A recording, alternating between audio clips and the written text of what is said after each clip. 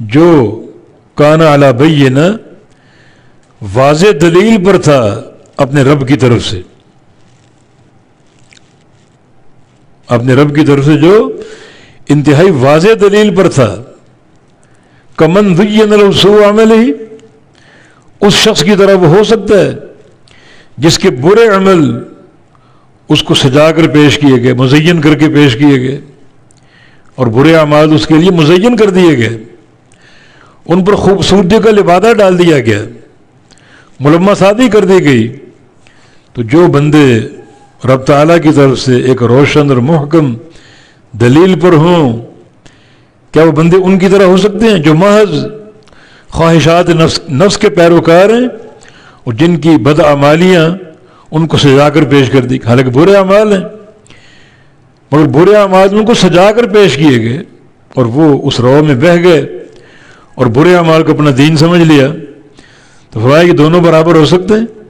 ایک بندہ وہ جو رب تعالیٰ کی طرف سے ایک روشن دلیل پر ہو، اور یہ دین ایک روشن دلیل ہے، روشنی کا مینار ہے، یہ لقد جاءکم من اللہ نور، تمہارے پاس آیا ہے اللہ کی طرف سے نور،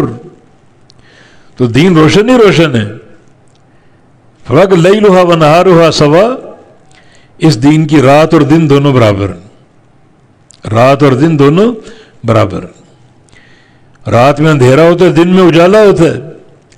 اس دین میں تاریکی کوئی نہیں، اندھیرا کوئی نہیں، بلکہ روشنی ہی روشنی، نور ہی نور ہے۔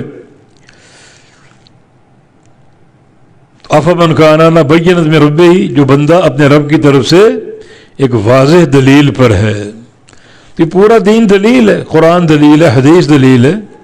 بینات من الہدیٰ کہا گیا، یہ ہدایت کے دلائل ہیں، یہ تو یہ بذات خود دلیل ہے، ان کو ثابت کرنے کے لیے دلیل نہیں چاہیے،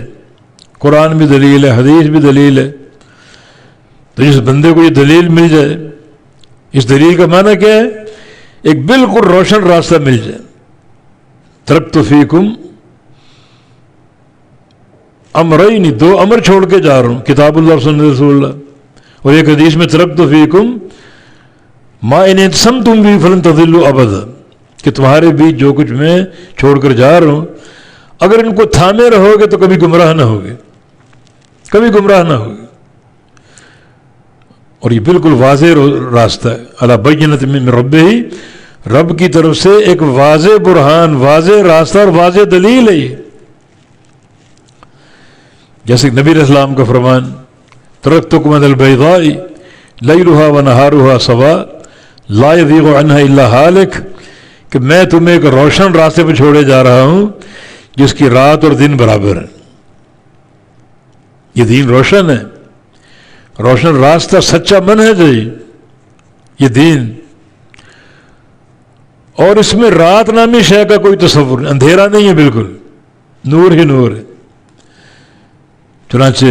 اس دین کی رات اور دن برابر ہیں، رات میں تاریکی نہیں ہے، بلکہ رات میں اللہ تعالیٰ کی طرف سے نور ہے، اللہ کا علم نور ہے، قرآن نور ہے، حدیث نور ہے۔ تو الغرض یہ بینۃ من ربہ ہی ہے، رب تعالیٰ کی طرف سے بڑی واضح دلیل ہے، یہ کوئی اس میں اندھیرا نہیں، کوئی تاریکی نہیں، کوئی جمود نہیں، کوئی اس میں تاقید نہیں، کوئی الجھن نہیں ہے، بلکہ بالکل واضح راستہ ہے، واضح راستہ۔ تو جو بندہ اپنے رب کی طرف سے واضح دلیل پر ہو، کمن زین لہ سوء عملہ، اس بندے کی طرح ہو سکتا ہے جس کے برے اعمال کو اس کے سامنے مزین کر کے پیش کر دی گئی،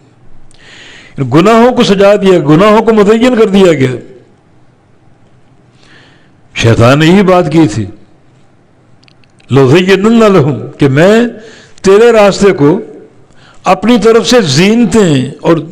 اپنی طرف سے ملمہ سازی کر کے ان پر پیش کروں گا، یہ سمجھیں کہ راستہ بڑا خوبصورت ہے،